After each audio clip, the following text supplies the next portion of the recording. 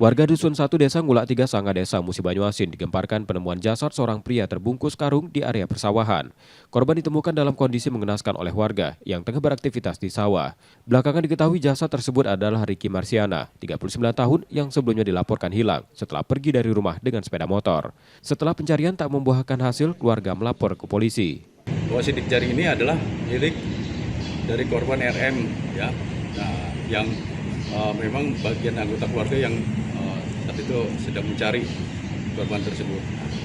Setelah itu dibawa ke puskesmas, namun karena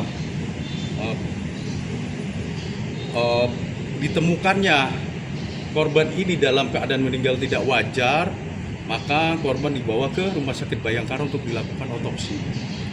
Nah, saat ini kita masih menunggu hasil otopsi seperti apa dan nanti perkembangan informasi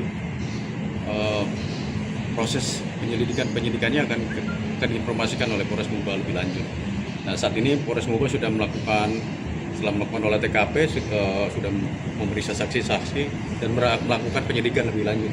Diduga korban menjadi sasaran pembunuhan. Jasad Ricky kini dibawa ke Rumah Sakit Bayangkara Palembang untuk pemeriksaan forensik. Sementara polisi telah melakukan olah tempat kejadian perkara dan memeriksa sejumlah saksi untuk mengungkap penyebab kematiannya.